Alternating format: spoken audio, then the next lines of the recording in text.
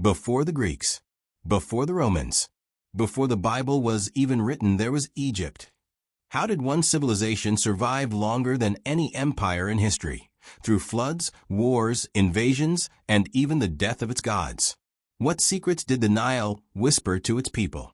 What made ordinary farmers build eternal tombs of stone? And how did a land ruled by god-kings fade quietly into dust, only to rise again in our memories thousands of years later? This isn't just a story about pyramids and mummies. This is the full journey, from the very first footprints in the Nile's mud to the moment the last pharaoh fell. And tonight, you'll hear it all, gently, calmly, but in a way you've never heard before. So get comfortable, close your eyes if you'd like, and let's fall into the timeless sands of Egypt, where 3,000 years of history are waiting to come alive. The gift of the Nile, how Egypt began. Long ago, before cities or kings, Egypt was a land of deserts. It barely rained, and the land was dry. But through the middle of this desert ran a long river. This river was the Nile. It is the longest river in the world. Every year, it flooded and left behind dark, rich soil. That soil made it possible to grow food. Without the Nile, Egypt would never have existed. The people who lived near the Nile thousands of years ago noticed something important. When the river flooded, their crops grew better. They could plant wheat, barley, and flax. They had enough to eat, and they even had extra.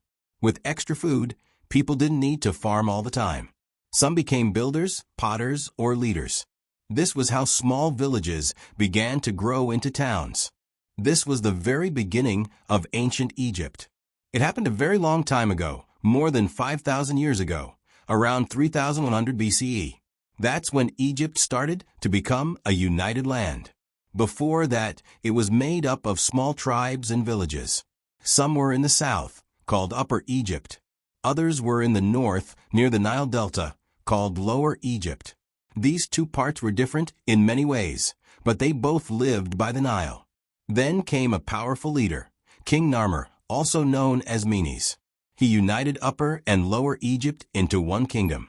He wore a crown that showed both red and white, red for Lower Egypt and white for Upper Egypt.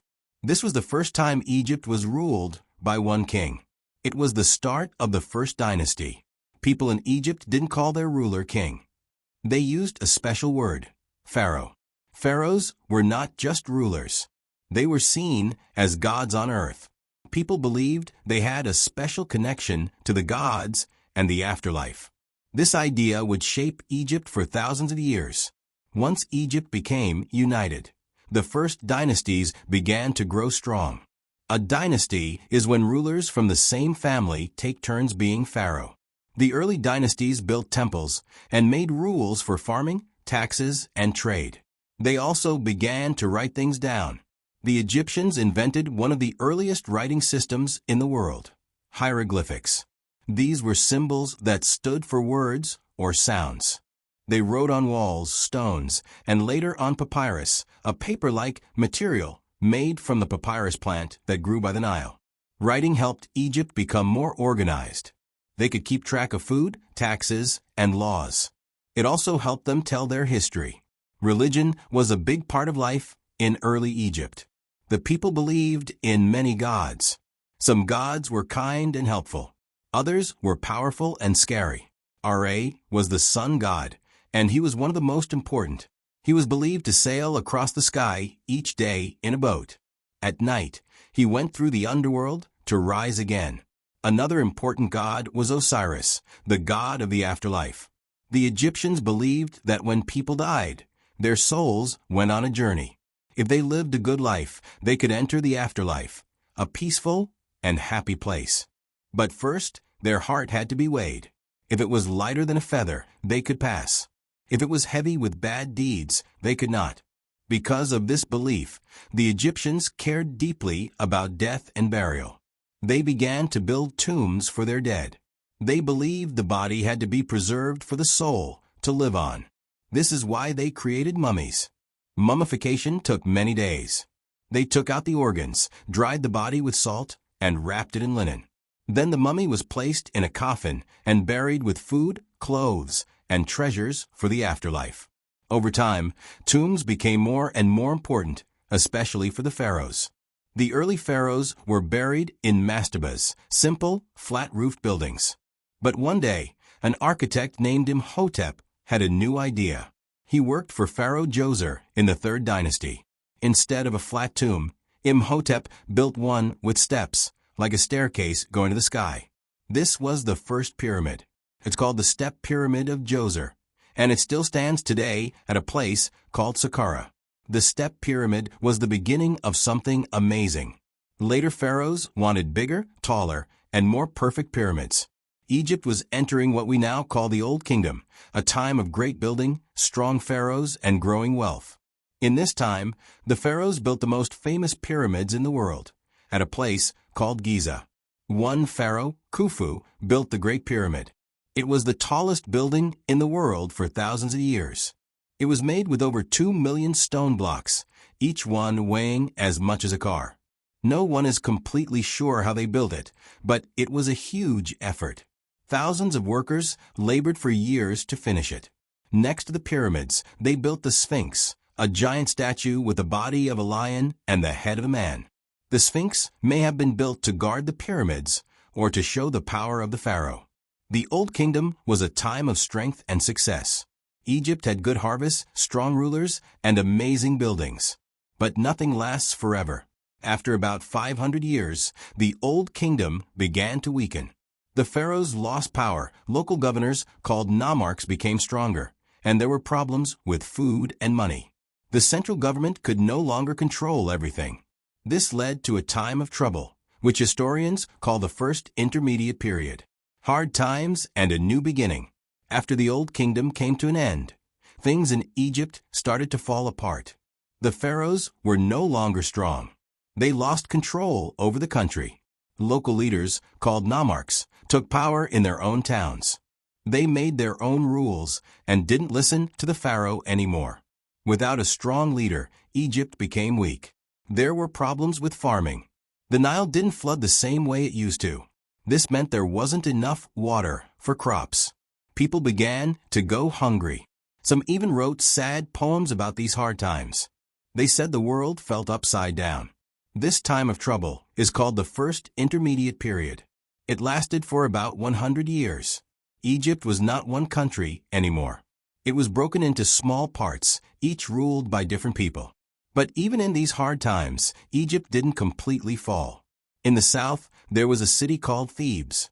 A strong family there started to grow more powerful. One of their kings was named Mentuhotep II. He wanted to bring Egypt back together. Mentuhotep II fought the other rulers and won. He united Egypt again around the year 2050 BCE. He became the first strong pharaoh in many years. This started a new time in Egypt's story called the Middle Kingdom. During the Middle Kingdom, things got better. The government became stronger. The pharaohs worked to help the people. They fixed canals to bring more water to the fields. They made sure everyone had food. They started trading again with other lands. The pharaohs didn't build huge pyramids like before. Instead, they focused on helping the country grow. They built smaller temples and made jobs for workers. They wanted Egypt to be peaceful and rich again. One of the most famous kings from this time was Senusret III. He was a great leader and a strong soldier. He led armies into Nubia, a land to the south of Egypt. Nubia had gold and other valuable things. Egypt built forts along the southern border to protect it. Writing and art also became better during this time. Scribes wrote stories, laws, and poems. One famous story is about a man named Sinew, who ran away from Egypt and later came back home. People still read that story today. Religion was still important in the Middle Kingdom. Egyptians believed in many gods. They also believed in life after death. But now even regular people thought they could live forever, not just the pharaoh. So more people started building tombs and adding prayers to help their souls. Even though the Middle Kingdom was strong, it didn't last forever. After many years, the pharaohs became weaker again. Local leaders started gaining power. At the same time, people from far away began moving into the Nile Delta in the north. These new people were called the Hyksos. They came from the east and brought new tools and animals. They had something Egypt had never seen before: horses and chariots. These gave them a big advantage. At first, the Hyksos lived peacefully in Egypt. But later, they took over the northern part of the country. They ruled from a city called Avaris. The pharaohs in the south still ruled from Thebes, but they didn't control all of Egypt anymore. This was the start of the Second Intermediate Period, another time when Egypt was divided. But the Hyksos didn't destroy Egyptian culture. In fact, they liked it. They used Egyptian writing and worshipped Egyptian gods. Still, the Egyptians in the south wanted their country back. A brave ruler named Akhenaten began fighting the Hyksos. He died in battle. His son, Kamos, kept fighting. Finally, Kamos' brother, Amos I, became strong enough to win. Amos I pushed the Hyksos out of Egypt for good. He took back the whole country and became the new pharaoh of a united Egypt. This was a huge moment. Egypt was finally strong again, and it was ready for its greatest time, a time of power, wealth, and famous kings and queens. This was the beginning of the New Kingdom, the most powerful time in Egypt's long history. Part 3. Egypt becomes an empire. The start of the New Kingdom. When Amos I became pharaoh, he had one big goal: to make Egypt strong again. He had already done something great by kicking out the Hyksos. Now, he wanted to make sure Egypt would never be weak like that again. Amos began to build a stronger army. He used the new tools and weapons the Hyksos had brought, like horses, chariots, and bronze swords. These helped Egypt protect itself and also fight outside enemies. This was the beginning of the New Kingdom, around 1550 BCE. Egypt was no longer just a farming land. It was turning into a powerful empire, the strongest it had ever been. Pharaohs during this time wanted more than just peace. They wanted power, land, and riches. So they sent their armies into nearby lands like Nubia in the south and Canaan in the north. They took gold, animals, and even people. These wars made Egypt richer than ever. One of the most famous pharaohs in this early part of the New Kingdom was Thutmose III. He was a great general. He led over 15 military campaigns and never lost a battle. He pushed Egypt's borders farther than ever before. Because of this, Egypt started to rule over other lands. These lands had to send gifts or tribute to Egypt every year. They gave gold, ivory, animals, and fine cloth. Egypt became very wealthy. While the pharaohs ruled, they built great temples and monuments. These were not just for worship, they were also a way to show power. One of the most famous temples was built at Karnak, near the city of Thebes. Each new pharaoh added something to the temple over time. But during the New Kingdom, it wasn't just kings who became famous. One woman also made history. Her name was Hatshepsut. She was the wife of a pharaoh and the stepmother of young Thutmose III. When her husband died, Thutmose III was too young to rule alone. So Hatshepsut became pharaoh in his place. At first, she ruled as a helper. But soon, she took the full title of pharaoh, something that almost never happened for women. She even dressed like a king, wearing the pharaoh's crown and false beard and statues. Hatshepsut didn't focus on war. She focused on building and trade. She reopened trade routes that had been closed during times of war. One of her most famous trips was to a land called Punt, far to the south. Traders brought back gold, ebony, and incense trees. She also built one of the most beautiful temples in Egypt, the Temple of Deir el-Bahari, carved into a cliff across the Nile from Karnak. It still stands today and shows how powerful and smart she was. After her death, Thutmose III finally ruled alone. He led many successful battles, but some people think he didn't like Hatshepsut. Years after she died, many of her statues and names were removed. No one is sure why, but some believe he wanted to erase her from history. Still, Hatshepsut is remembered today as one of Egypt's greatest rulers. Another famous pharaoh of the New Kingdom was Amenhotep III. He ruled during a time of great peace and wealth. Instead of fighting, he made friends with powerful kings in other lands. He married foreign princesses and received letters from kings asking for gold. Amenhotep built many great temples and statues. He loved art and beauty. His time was peaceful, but soon Egypt would face big changes, not from outside, but from within. The pharaoh who changed everything, Akhenaten's strange reign. During the New Kingdom, Egypt was strong and wealthy. Its pharaohs ruled over a large empire. They had gold, armies, and temples. But then came a pharaoh who did something very different. His name was Amenhotep IV, and he changed almost everything about Egypt's religion and art. At first, Amenhotep IV ruled like other kings. But then he had a new idea.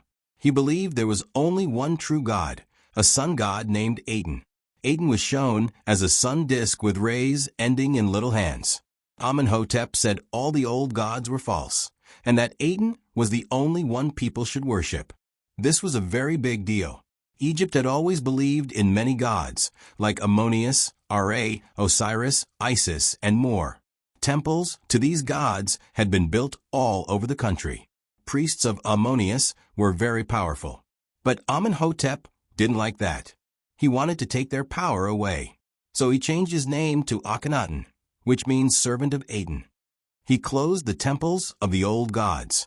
He told the people to stop praying to them. He moved the capital city from Thebes to a new place he built in the desert called Akhenaten, now known as Amarna. It was meant to be a pure city for Aten.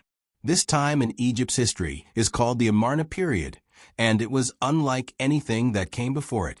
Art also changed a lot under Akhenaten. Before, pharaohs were always shown as strong, perfect, and godlike. But now, statues and paintings showed Akhenaten with a long face, a soft belly, and wide hips. Some people think this was more realistic. Others think it was a new style to show the pharaoh as different and holy.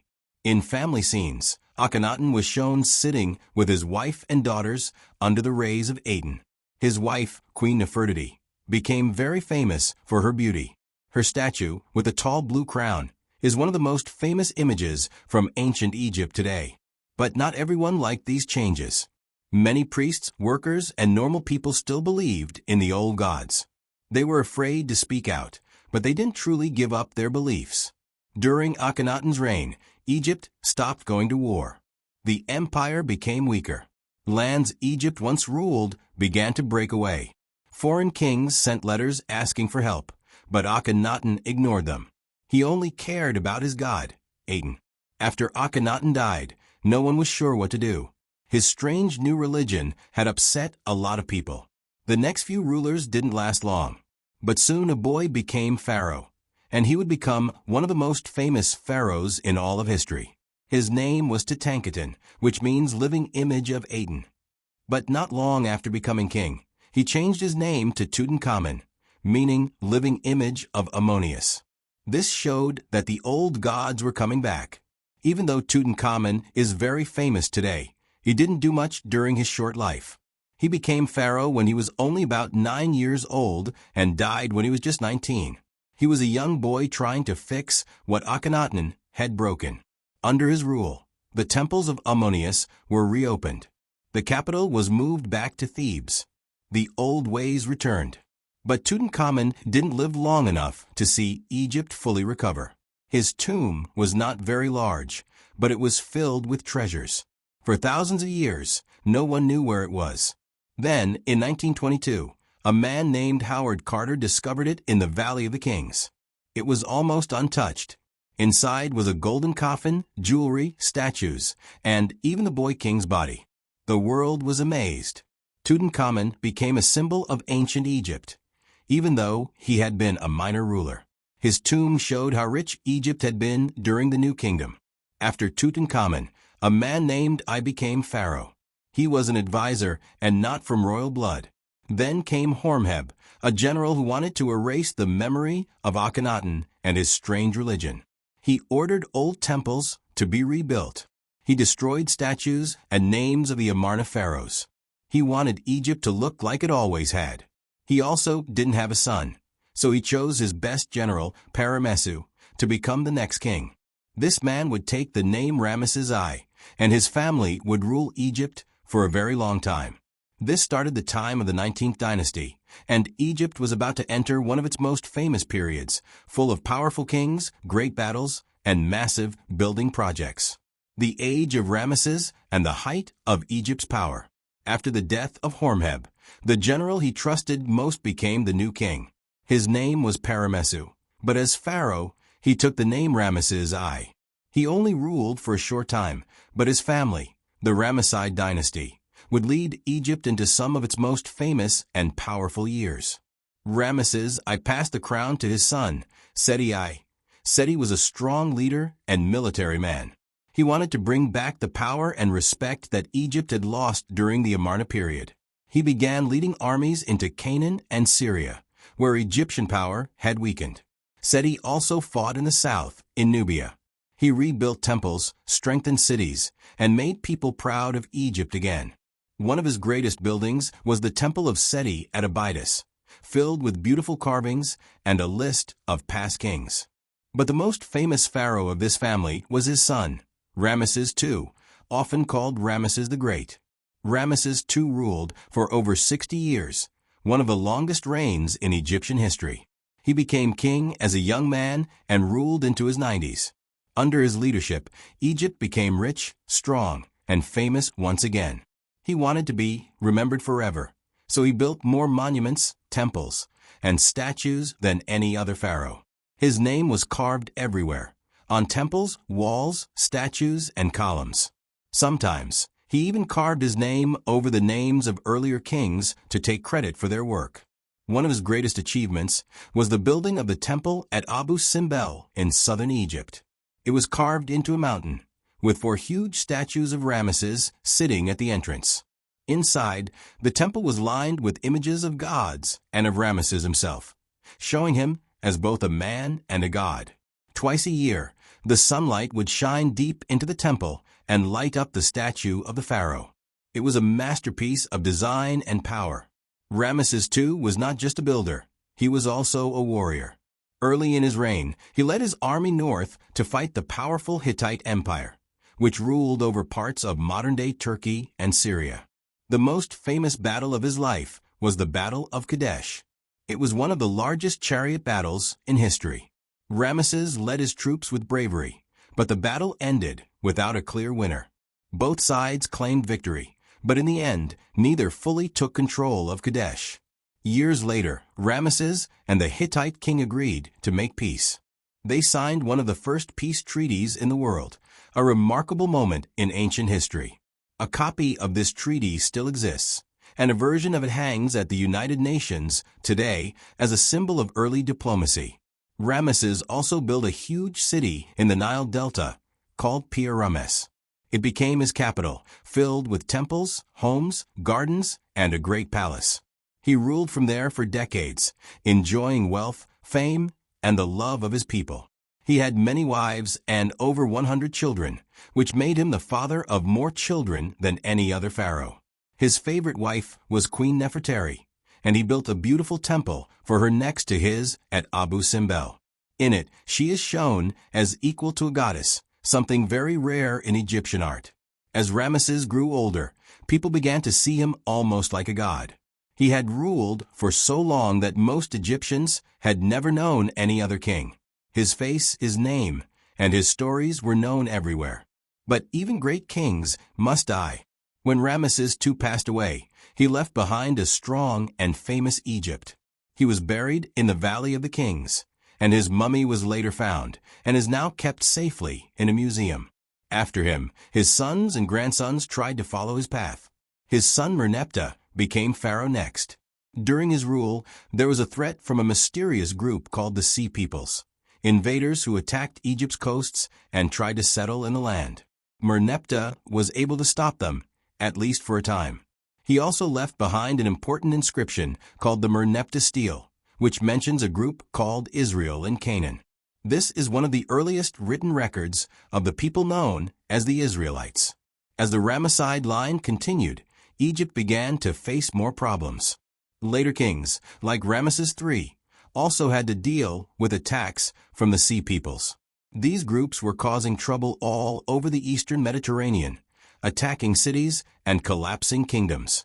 Ramses III led strong battles and saved Egypt from destruction. But the cost was high. The economy was hurt, people were poor, and unrest was growing. Even workers at the royal tombs went on strike because they weren't paid. This was the first recorded strike in history. Toward the end of his rule, a group of people inside the palace plotted to kill him. The plan was discovered, and those involved were punished.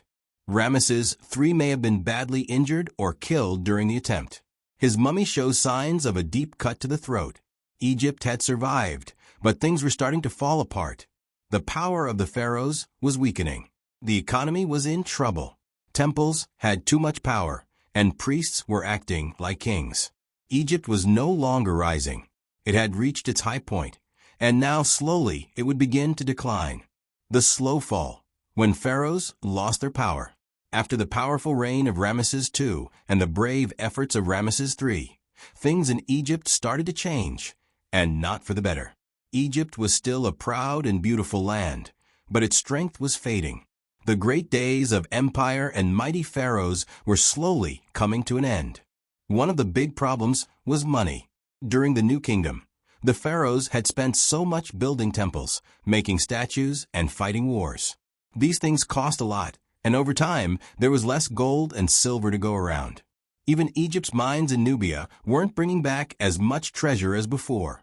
Also, many of the lands Egypt had ruled, places in Canaan and Syria, were no longer part of the empire. Egypt wasn't getting tribute from these places anymore. Without that extra wealth, it became harder to pay soldiers, workers, and temple staff. The priests of Ammonius, especially in the city of Thebes, had grown very rich and powerful. Some people started to wonder who really ruled Egypt, the king or the priests. The temples owned land, workers, and cattle. They acted like governments inside the government. While the pharaohs still wore the crown, they didn't have as much control as the great kings of the past. Egypt's government became weaker, and many local leaders started doing things their own way. During this time, the royal tombs were no longer safe. Grave robbers started stealing from the tombs in the Valley of the Kings. Even kings' mummies were unwrapped and looted. Some priests tried to save the mummies by hiding them in secret places. This is why so many royal mummies were found together in one big tomb in modern times. By the time of Ramses XI, who ruled around 1100 BCE, Egypt was deeply divided. In the north, a man named Smens ruled from the city of Tanis in the delta. In the south, the high priests of Ammonius controlled Thebes. Egypt had two rulers, but no real king. This marked the beginning of the Third Intermediate Period, a time when Egypt lost its unity. It lasted for hundreds of years. During this time, Egypt was often ruled by foreigners, split into parts, or controlled by strong generals instead of royal blood. One of the unusual rulers during this time was a group of people called the Libyans. These were foreigners who had once lived outside Egypt's western border. Over time, many of them had settled in Egypt, joined the army, and married Egyptians. Soon, some of these Libyan families became powerful. A man named Shoshenq I, a Libyan by birth, became pharaoh and started a new dynasty, the 22nd dynasty. He even appears in the Bible, where he is called Shishak, the king who attacked Jerusalem. Even though Egypt was not as powerful as before, it still had strong moments. Kings like Shoshenq tried to bring order and rebuild temples. But Egypt's government was never the same again. Far to the south of Egypt, in the land of Nubia, a new kingdom was growing strong. These people had long looked up to Egypt. They learned its language, built pyramids, and followed its gods. This Nubian kingdom, called Kush, would soon play a major role in Egypt's future. Around 750 BCE, a Nubian king named Pi marched into Egypt. He believed the gods wanted him to restore Egypt's greatness. He defeated the local rulers and took control of the country. Pi became pharaoh and started the 25th dynasty, also known as the Nubian dynasty. The Nubian pharaohs ruled Egypt for many years. They built temples, tried to bring back old traditions, and even fought foreign invaders. One of the most famous Nubian pharaohs was Taharka, who led Egypt during a time of great danger. But even as these kings tried to bring Egypt back to glory, a new power was rising in the east, the Assyrians, a warlike empire from Mesopotamia. The Assyrians had a strong army, and they soon began attacking Egypt. They captured cities and forced the pharaohs to flee. The Nubian kings eventually lost control, and Egypt was taken over by the Assyrians for a short time. Egypt's rulers were now chosen by foreign powers. After the Assyrians, local Egyptian kings tried to take control again, but the country was never truly stable. In the 600s BCE, a prince named Psamtik I became pharaoh.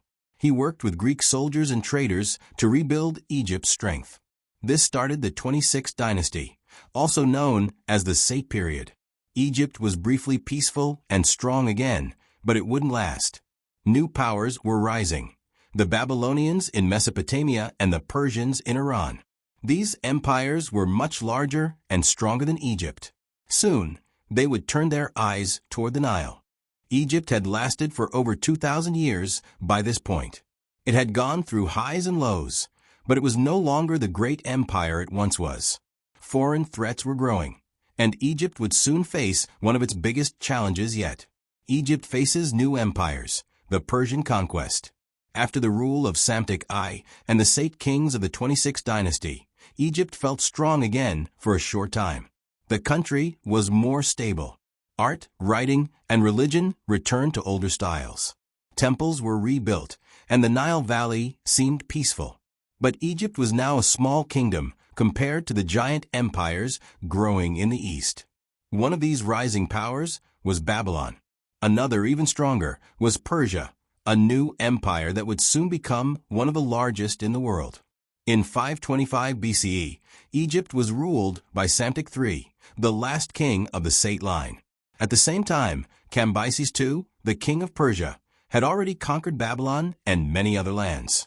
Now he turned toward Egypt. Cambyses crossed into Egypt from the east with a large army. The Egyptians tried to stop him at Pelusium, a city in the delta, but they were defeated. Cambyses captured Memphis, the capital at that time.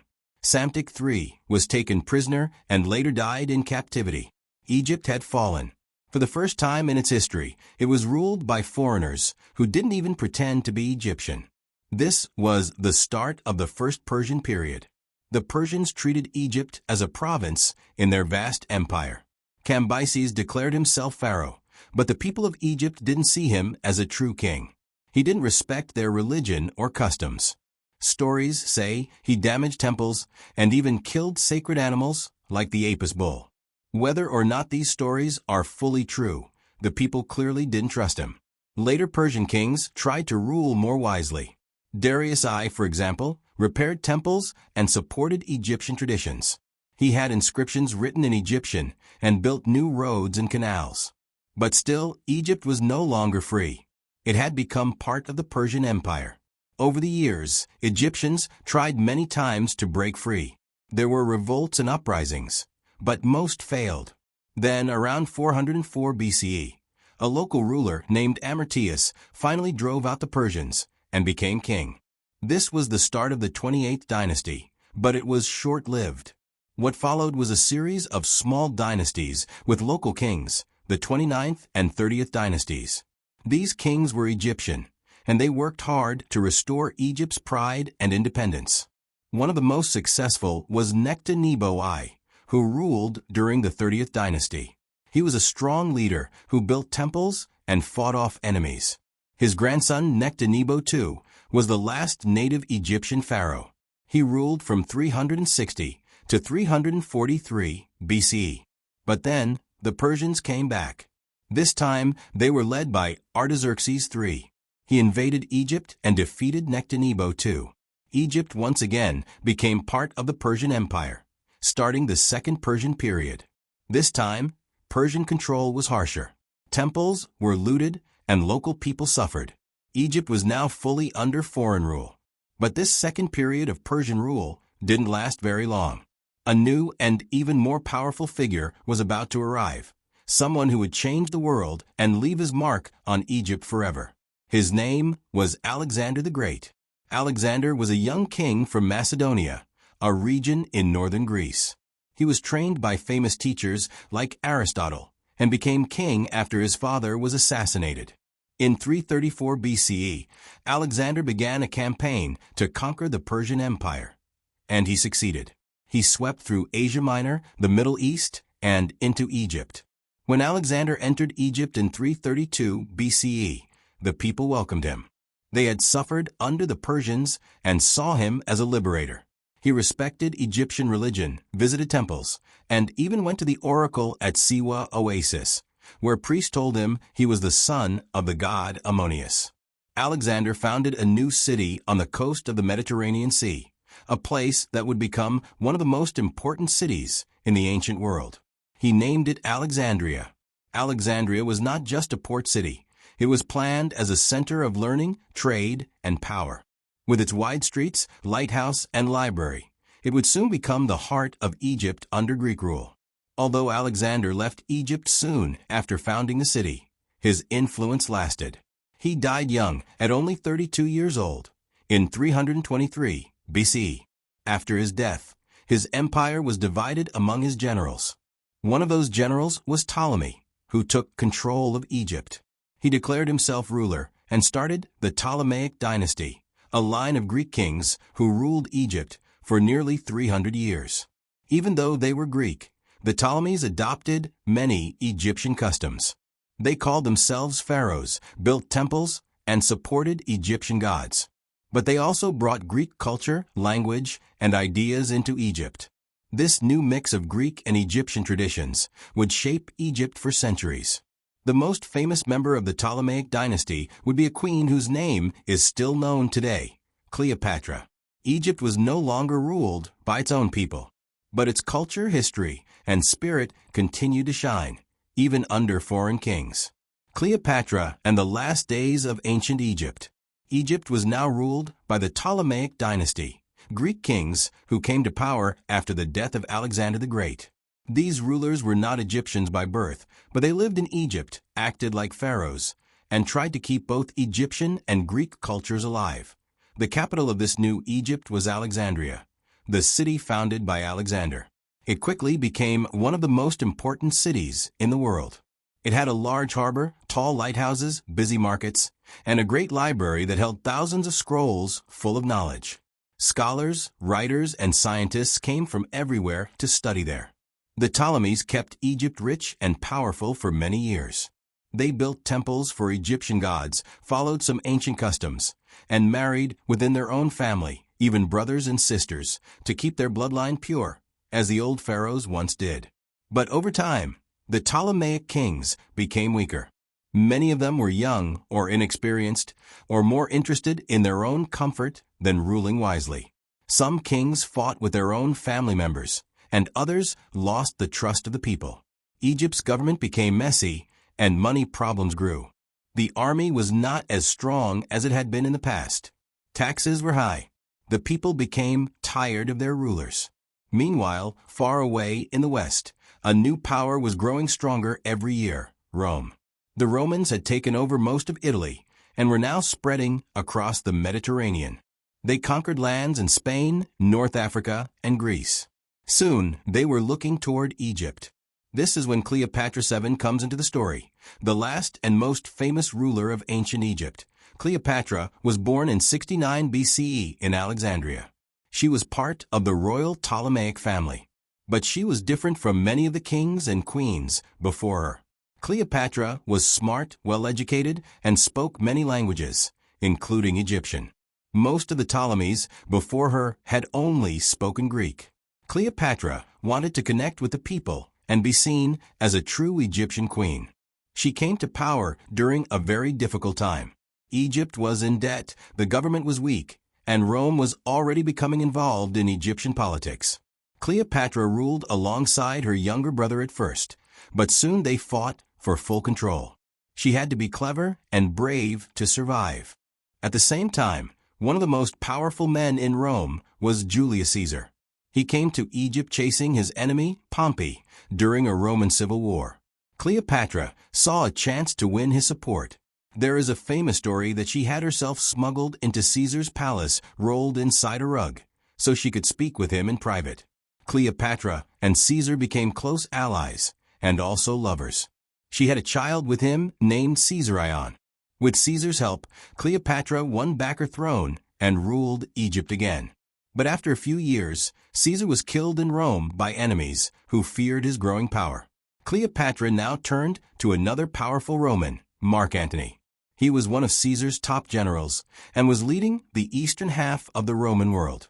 Cleopatra and Antony also became close. They had 3 children together and ruled side by side from Alexandria. But their relationship made enemies in Rome, especially a man named Octavian, who was Caesar's adopted son and future emperor. Octavian accused Cleopatra and Antony of wanting to take over Rome. A great war began between them. The final battle was at Actium in 31 BCE, a naval battle off the coast of Greece. Cleopatra and Antony lost the battle. They fled back to Egypt, but Octavian followed. Soon, Roman forces entered Alexandria. Realizing they could not win, Mark Antony took his own life. A few days later, Cleopatra also died, most likely by poison or snakebite, though no one knows for sure. After her death, Egypt became part of the Roman Empire. This was the end of a line. Cleopatra was the last pharaoh of ancient Egypt. After her, no Egyptian king or queen would rule the land again. Egypt had lasted as an independent kingdom for over 3,000 years. It had survived invasions, civil wars, famines, and foreign rulers. It had built pyramids, temples, tombs, and cities. It had given the world art, writing, science, and stories that still amaze people today. But now, ancient Egypt, as a kingdom ruled by pharaohs, was over.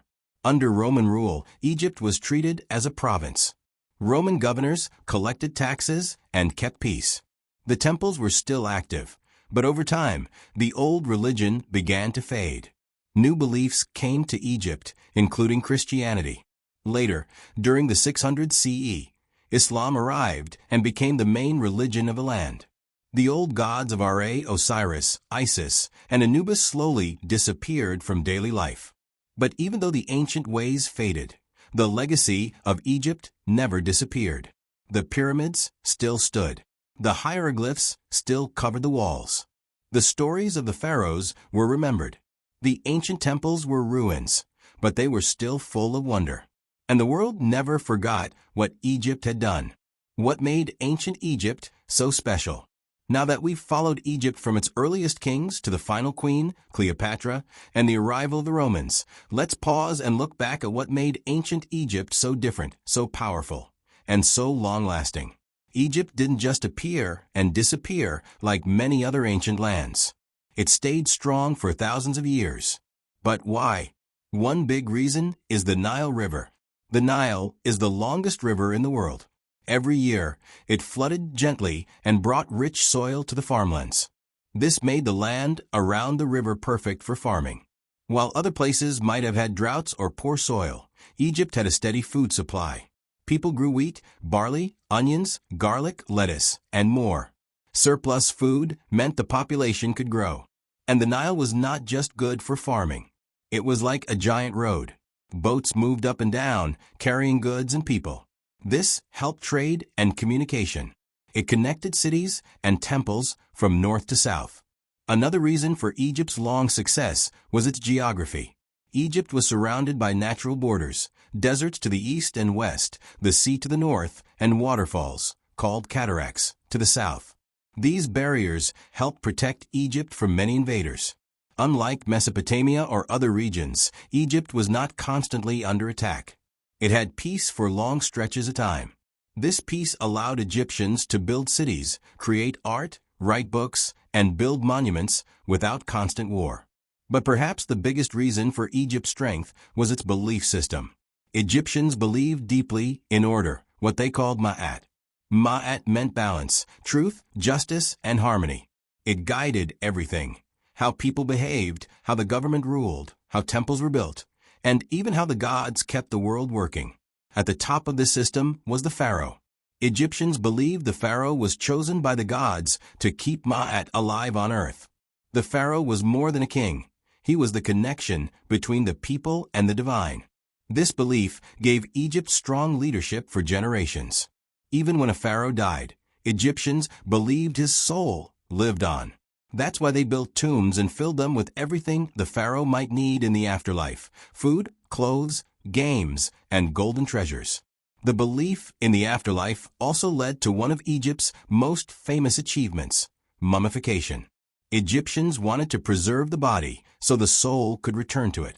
Over time, they became experts at preserving the dead.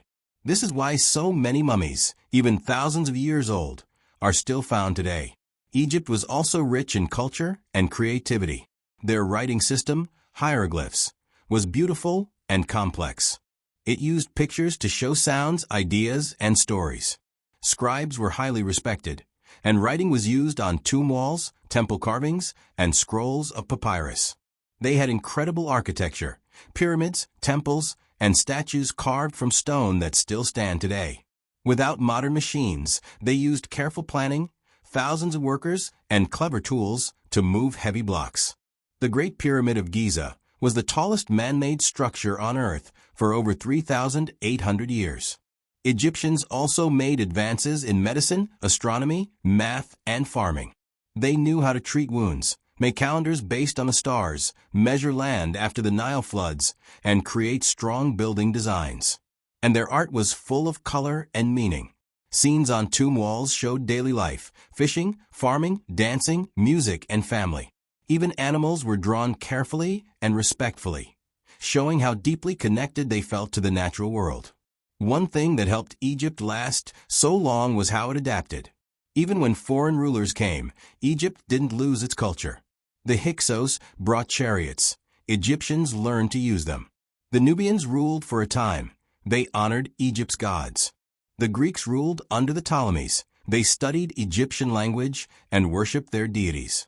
Egypt didn't always fight back with swords. Sometimes it stayed alive by absorbing others, blending new ideas into old traditions. That's why, even when the political power was lost, the soul of Egypt lived on. Long after the last pyramid was built, the temples stayed busy. Priests still performed rituals. Farmers still planted by the Nile. People still prayed to Ra, Isis, Osiris, and Anubis. Even under Roman rule, many Egyptians kept their ancient ways. But over time, as new religions spread, especially Christianity and later Islam, the old gods were forgotten by most.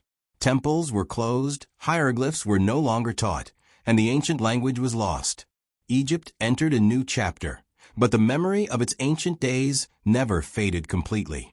Travelers still visited the Great Pyramids and wondered how they were made. Stories of Cleopatra and the Pharaohs were told in books and plays. The ruins stood as quiet witnesses to a time long gone. And in modern times, a new age of discovery began. People from all over the world came to study Egypt's past. Archaeologists uncovered tombs, read ancient texts, and put the pieces of the puzzle back together. The world was once again amazed by what ancient Egypt had created, and how long it had lasted. Egypt's story is not just about kings and battles. It's a story about how people, with simple tools and great ideas, built a civilization that lasted longer than almost any other in history. It's a story about believing in something bigger than yourself: the gods, the stars, the afterlife, and the power of harmony. And it's a story that, even thousands of years later, still captures the imagination of the world. The gods and beliefs that shaped Egypt. To truly understand ancient Egypt, we must look at one of the most important parts of their life: their religion. The ancient Egyptians believed that the world was full of gods and goddesses who controlled everything: the sun, the river, the sky, life, and death. Their religion wasn't just about praying to gods. It was a way of life. It shaped how they built their cities, buried their dead, ruled their kingdom, and even how they treated animals. Let's begin with one of the most powerful gods, Ra, the sun god. Ra was seen as the creator of everything. Each day, he was believed to sail across the sky in his boat, bringing sunlight to the world. At night, he traveled through the underworld, fighting darkness and evil. Every sunrise was seen as proof that Ra had won again and brought light back to the world. Next is Osiris, the god of the dead and the afterlife. According to the myths, Osiris was once a wise king who was killed by his jealous brother, Seth. His wife, Isis, brought him back to life with powerful magic. Osiris then became ruler of the underworld, where he judged the souls of the dead. This story had a deep meaning for Egyptians. It showed that life could continue after death. If a person lived a good life and followed Ma'at, truth and balance, they could be rewarded in the afterlife. And then there was Anubis, the god with the head of a jackal. He was the protector of the dead and helped guide souls to the afterlife. He was also in charge of mummification. Priests wore masks of Anubis during the burial ceremonies. Egyptians believed that when someone died, their heart would be weighed on a scale against a feather, the feather of Ma'at. If the heart was light, full of good deeds, the soul could go to a peaceful afterlife. But if it was heavy with lies or cruelty, it would be eaten by a fearsome creature called Ammit. Because of this belief, Egyptians worked hard to live honestly, honor the gods, and care for their families and communities. They also believed in many other gods and goddesses. Isis, the goddess of magic and motherhood, who protected women and children. Horus, the falcon-headed god of the sky, often linked with the living pharaoh. Thoth, the ibis-headed god of writing and wisdom, believed to have invented hieroglyphs. Hathor, goddess of love, music, and joy. Batet, the cat-headed goddess of home, women, and protection. Ta, the god of craftsmen and creation. There were hundreds of deities in total. Some were worshipped across all of Egypt, while others were honored only in certain towns or cities. Temples were built to honor these gods. But they weren't just places to pray. They were huge religious centers, often with large statues, open courtyards, hidden chambers, and sacred lakes. Priests worked daily to care for the god's statue inside, washing it, dressing it, and offering food and incense, as if the statue was alive. Ordinary people didn't enter the inner parts of the temples, but they could pray at the gates, offer gifts, or take part in festivals. Some of these festivals were very lively, with music, dancing, food, and boat parades on the Nile. Another key belief was that the soul had many parts, including the Ka, life force, Ba, personality, and Ak, the spirit after death. After death, the Ka and Ba needed to be reunited in the tomb. This is why mummification and tomb rituals were so important. Even the animals of Egypt were seen as sacred. Cats, for example, were loved and protected. Killing a cat, even by accident, was a serious crime. This was because cats were linked to the goddess Batet. Other sacred animals included ibises, crocodiles, falcons, and bulls, each connected to different gods. Some temples even kept live animals as symbols of the gods and gave them proper burials when they died. Egypt's religion gave people comfort and structure. It explained how the world worked, what happened after death, and how to live a good life. It was not just something for the rich or powerful. It was deeply part of everyday life. For thousands of years, these beliefs stayed strong. Even when new rulers came, the Hyksos, the Persians, the Greeks, most of them respected the old religion. Temples were still built. Priests still worked. Festivals continued. But change did come. When the Romans took over Egypt, the religion of the empire slowly shifted. Over the next few hundred years, Christianity began to spread. At first, Christians were a small group, sometimes treated badly by Roman leaders. But over time, Christianity became more accepted and even became the official religion of the Roman Empire. As Christianity grew, people stopped worshiping the old gods. Temples were closed or turned into churches. The old rituals ended. Fewer people could read hieroglyphs. The ancient religion, once so powerful, faded into history. Still, even today, the stories of the gods live on. You can see them on the walls of tombs, carved into stone, painted in bright colors. You can find their statues in museums across the world. People still write books and make movies about them. And when we think of ancient Egypt, we don't just think of pyramids or mummies. We also remember Ra, Isis, Anubis, and all the divine beings that shaped a world so long ago. Egypt's religion wasn't just about gods. It was about hope, love, fear, balance, and the belief that life continued even after death.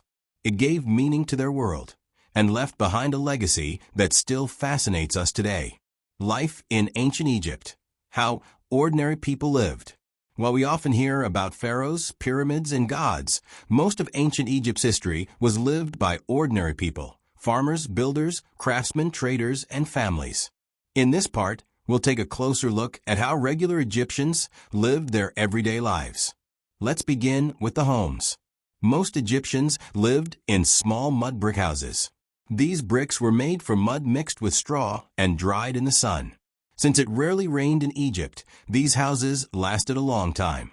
Rich people had larger homes with courtyards and gardens, but most families lived in 2 or 3 rooms. Inside, there was simple furniture, maybe a wooden bed, a stool, and a small table. They cooked outside or in a corner of the home using clay ovens. The roofs were flat, and people sometimes slept there during hot nights. The clothing was simple and light because of the hot climate. Men wore short linen kilts, and women wore straight linen dresses. Linen was made from the flax plant, which grew along the Nile.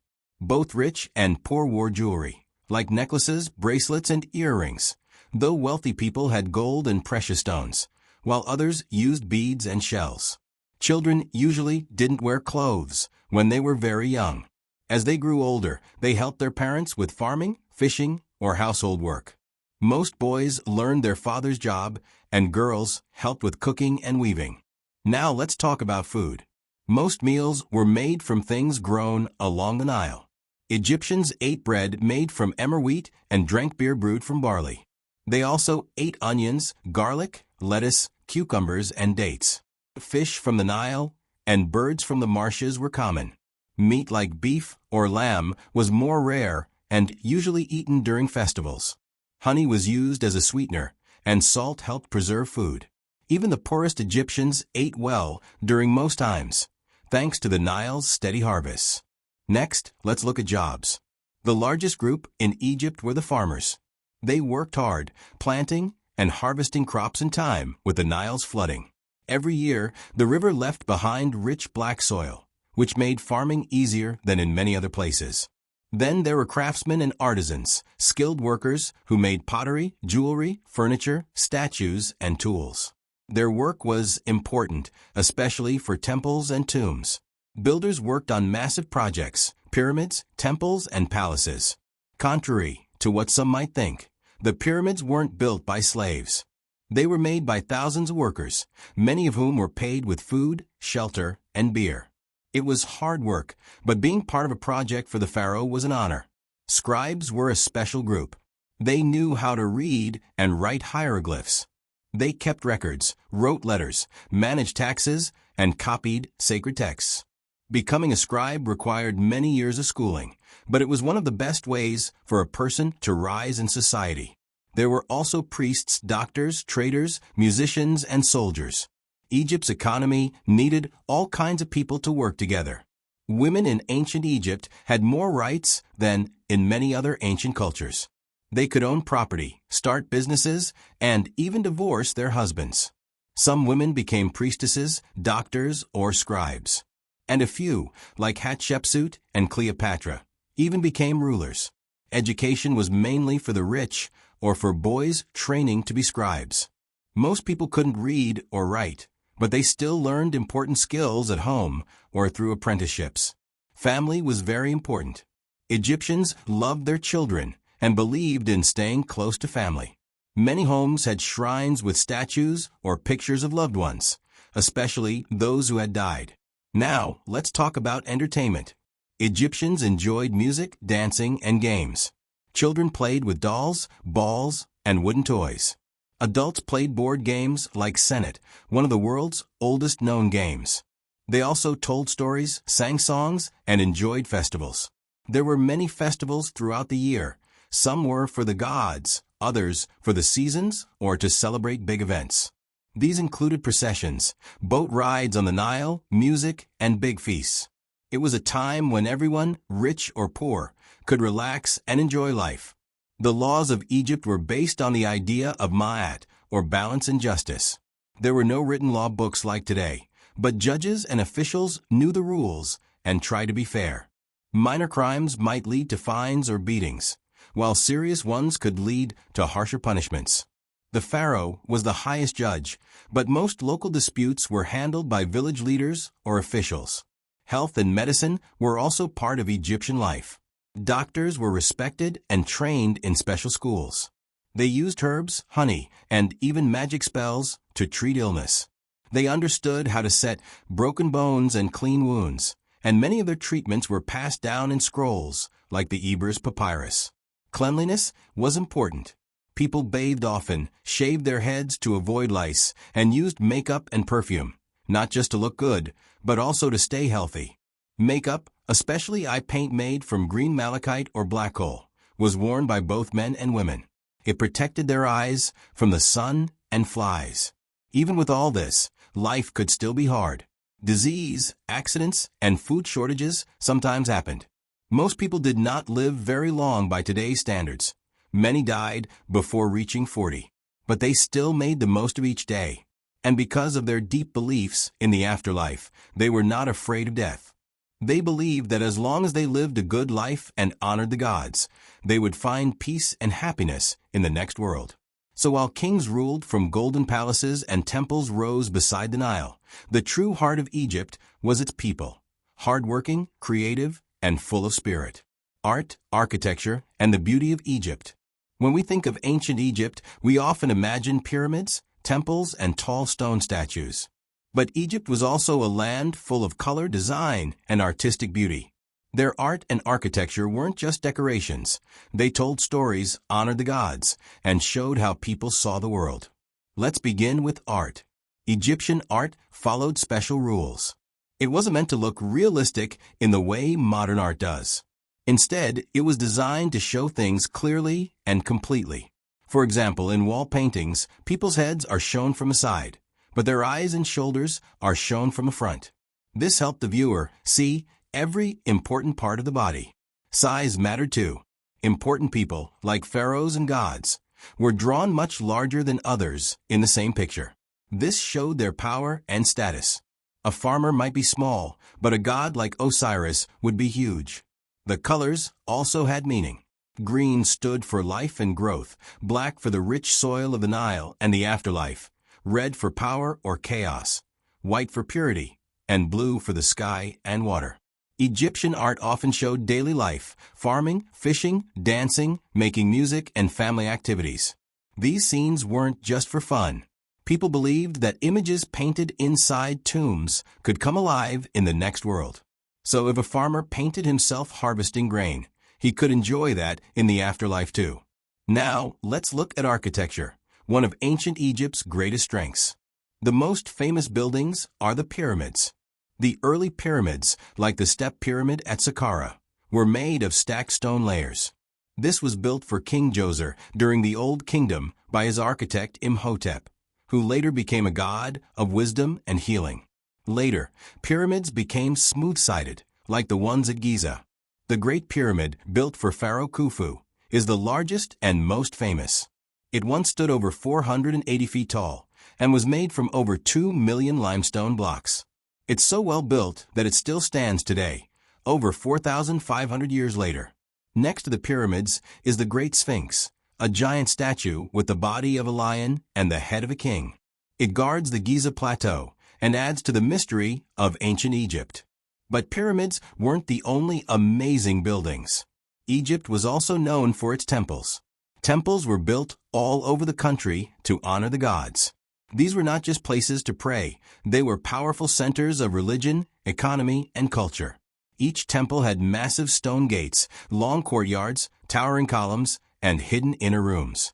Some of the most famous temples include Karnak, near Thebes' modern Luxor, which was the largest religious site in ancient Egypt.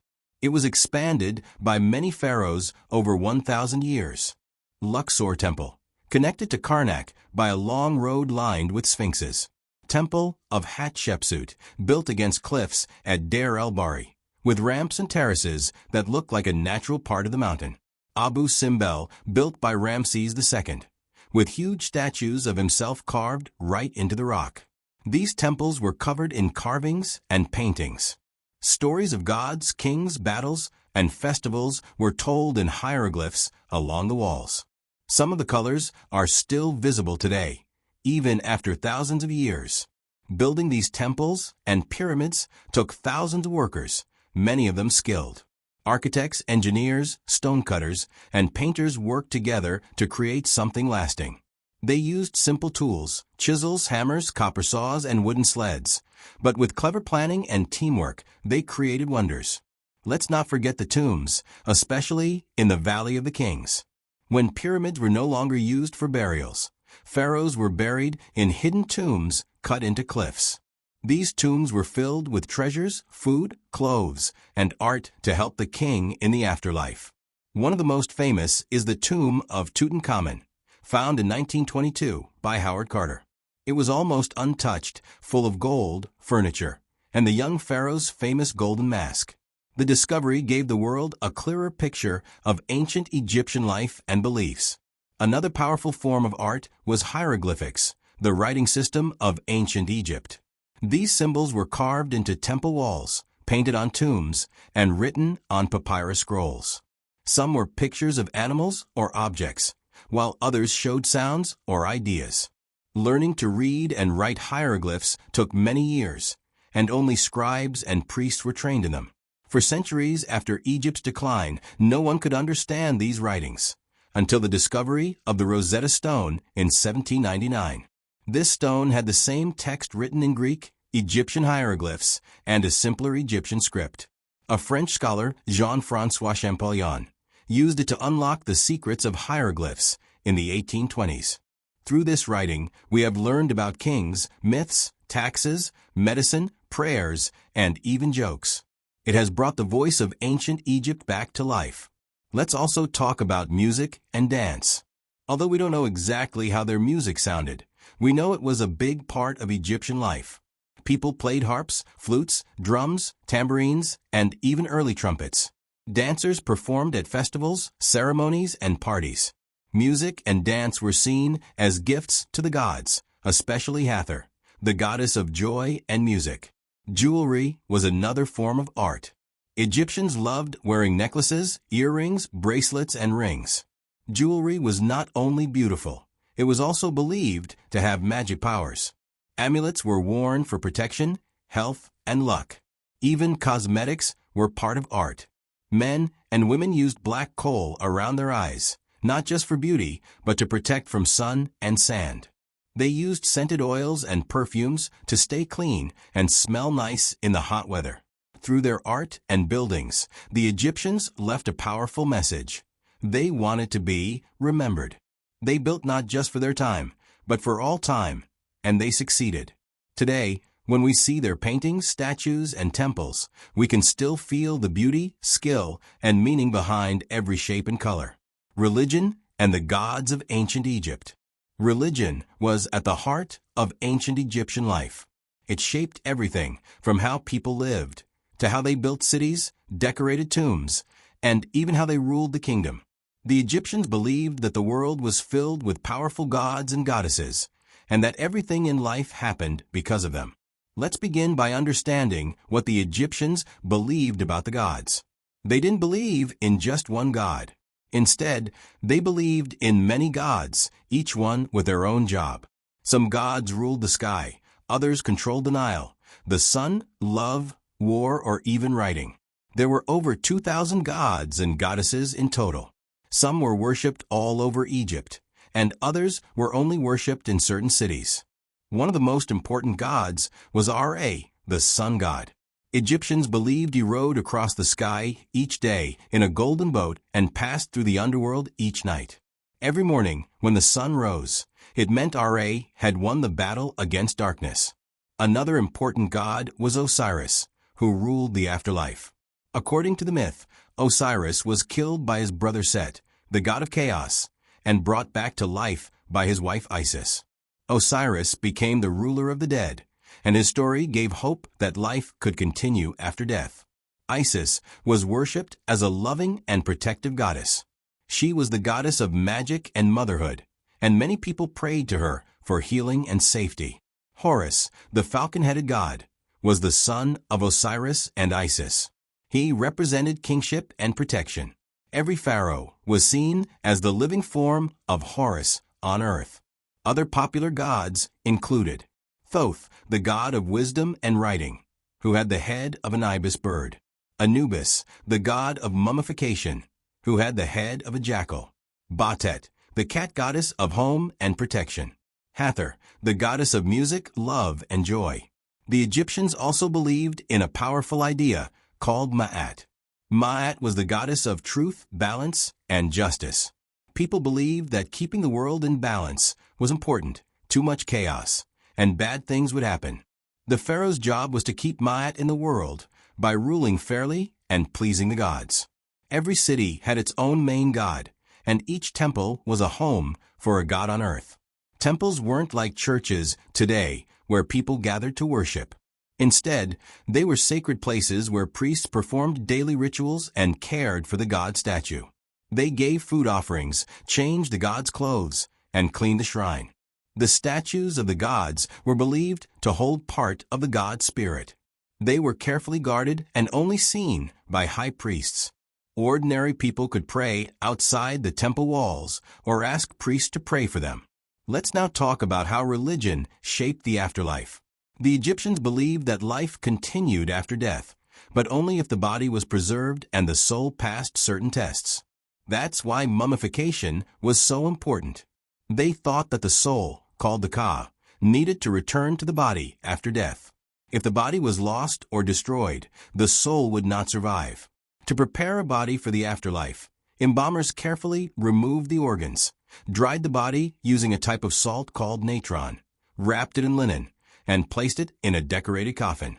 The organs were kept in special jars called canopic jars, each protected by a different god. The heart was left in the body because it was believed to be the center of thought and feeling. In the afterlife, the heart would be weighed against the feather of Ma'at. If the heart was light and free from evil, the person could go to a beautiful paradise called the Field of Reeds, where they would live forever with loved ones, enjoying farming, music, and peace. But if the heart was heavy with sin, it would be eaten by a scary creature called Ammit, part lion, part crocodile, part hippo. The soul would then be destroyed forever. To help the dead on their journey, people placed spells, amulets, and books in the tombs. One of the most famous books was the Book of the Dead, a collection of spells and instructions for reaching the afterlife safely. These were written on papyrus scrolls and placed inside coffins. Families also left food, tools, clothing, and other goods in tombs. These were meant to be used by the dead in the next world. Rich people could afford grand tombs filled with gold and treasures, while poorer people had simpler graves. But everyone hoped for the same thing, a good life after death. Religion also played a big part in festivals and celebrations. There were many religious festivals throughout the year. Some honored the gods with music, dancing, and feasting. Others were tied to the seasons, like the rising of the Nile, which was seen as a gift from the gods. During festivals, statues of the gods were carried out of temples in decorated boats, and people gathered to watch, cheer, and celebrate. Priests and temple workers were very important in society. They made sure the gods were pleased, and they often had power and wealth. But religion wasn't only for temples. It was part of everyday life. People wore amulets, said prayers at home, and placed offerings at small shrines. Animals were also sacred in Egypt. Cats were especially loved, as they were believed to protect homes and bring good luck. Some families even mummified their pet cats and buried them in special cemeteries. Religion helped hold Egyptian society together. It explained the mysteries of life and death, gave people comfort, and reminded them of their place in the world. Pharaohs used religion to strengthen their rule, showing that they were chosen by the gods and carried divine power. Even when Egypt was invaded by outsiders, like the Nubians, Assyrians, Persians, and Greeks, the old gods and traditions remained strong. People kept building temples and honoring the gods for centuries. Medicine, science, and daily life in ancient Egypt. While temples and pyramids are the most famous parts of ancient Egypt, daily life was just as important in making Egypt strong and successful for 3,000 years. The Egyptians were not only builders and artists, they were also thinkers, problem solvers, and everyday people who worked hard to keep their world going. Let's begin with medicine. The ancient Egyptians were some of the first people in the world to practice organized medicine. They believed that sickness could be caused by the gods or evil spirits, but they also had real knowledge about the human body. This knowledge came from experience, trial and error, and careful observation. Doctors in Egypt were respected. Many of them were priests too. They learned from scrolls that included lists of symptoms, treatments, and even instructions for surgeries. One famous medical text is the Ebers Papyrus, which includes over 700 remedies for things like headaches, stomach aches, wounds, and even mental health issues. Egyptian doctors used herbs, minerals, honey, and animal parts to make medicine. For example, they used willow bark for pain, which has a chemical like aspirin, garlic for the heart, and honey to clean wounds because it stopped infection. They also practiced dentistry. Some skulls show signs that Egyptians tried to fix teeth or at least ease the pain. While they didn't have perfect solutions, they were way ahead of their time in treating health problems with both science and spiritual beliefs. Now, let's talk about science and inventions. Egyptians were experts at math and engineering. To build pyramids and temples, they needed to measure land, make straight lines, and lift heavy stones. They used geometry to lay out buildings and figure out angles. They even created tools like plumb lines and levels to help with construction. They also used math in farming. Every year, the Nile flooded and covered the farmland. After the flood, the land had to be remeasured. That's how they became skilled at surveying land. Another major science was astronomy, the study of stars and planets. Egyptians watched the sky closely. They used the stars to plan the seasons, track time, and guide their religious calendars. One star was especially important, Sirius. Its rising each year just before dawn told Egyptians that the Nile flood was coming soon. That helped farmers get ready for planting. They also created one of the earliest calendars. Their calendar had 12 months of 30 days each, plus 5 extra days, making a 365-day year, just like our modern calendar. This helped them keep track of farming, festivals, and religious events. Egyptians also invented ways to keep records. They wrote on papyrus, a kind of paper made from the papyrus plant. They used ink made from soot and plant gum, and wrote with thin brushes or reed pens. This helped them record everything, from trade lists and taxes to poems and prayers. Let's now move into daily life. Most people in Egypt were farmers. They grew wheat, barley, lettuce, onions, garlic, cucumbers, and many fruits like dates and figs. Farming was hard work, but the Nile made the soil rich and easy to grow crops. They also raised animals like cows, sheep, goats, and ducks. Fish from the Nile were a common food. Bread and beer were the main parts of the diet for both rich and poor. People lived in mud brick houses. These homes were usually small, with flat roofs and few windows. Wealthier families had more rooms, decorated walls, and even small gardens. Egyptian families were close. Men usually worked outside, farming, trading, or building, while women took care of the home and children. Women in Egypt had more rights than in many ancient societies. They could own land, run businesses, and go to court. Some even became doctors or priests. Children were loved and cared for. Most kids didn't go to school unless they were from rich or noble families. Boys from those families might learn to be scribes, trained in reading and writing. Scribes were important because they kept the kingdom's records and helped in temples and government.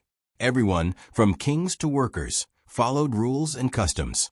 They dressed simply, usually linen clothes, because of the hot weather. Men wore kilts or skirts, and women wore long, sleeveless dresses. Both men and women wore jewelry, wigs, and makeup. Kohl eyeliner was used not just for beauty, but also to protect the eyes from the sun and dust. Let's talk about jobs and work. Besides farmers, there were craftsmen, merchants, soldiers, and builders. Craftsmen made pottery, jewelry, statues, and furniture. They worked with gold, copper, wood, and stone. Trade was important too.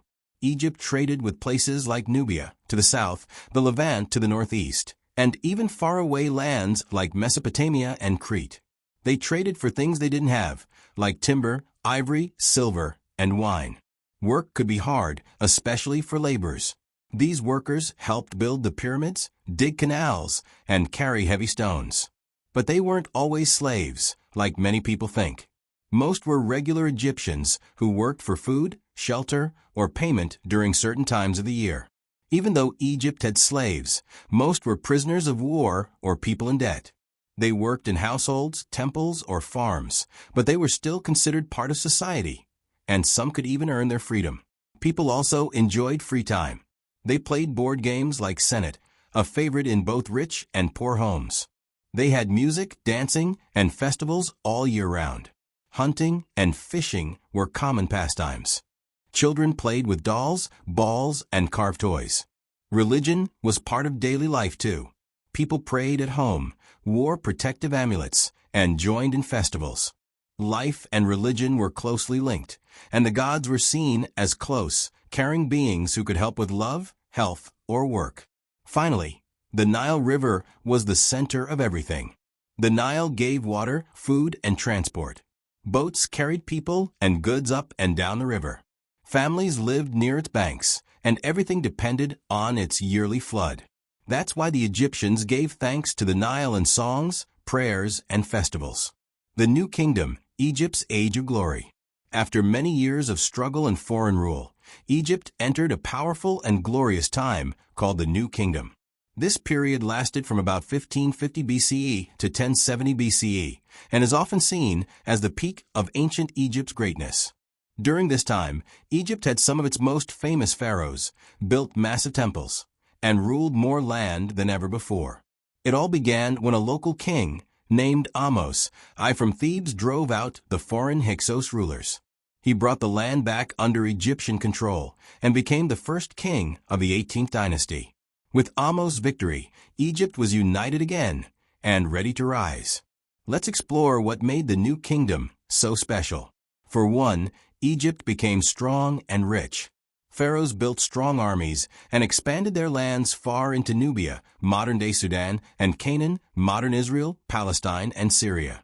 They did this to control trade routes and get valuable resources like gold, wood, and copper. Pharaohs also ruled with new pride. They called themselves not just kings but gods on earth. They built giant temples, statues, and tombs to show their power. One of the greatest pharaohs of this time was Hatshepsut, one of the few female pharaohs in Egyptian history. She ruled for over 20 years and brought peace, trade, and wealth to Egypt. She dressed like a male king and even wore a fake beard and statues. She sent ships to a rich land called Punt, bringing back gold, myrrh, and exotic animals. Her grand temple at Deir el-Bahri, built into the cliffs, still amazes visitors today.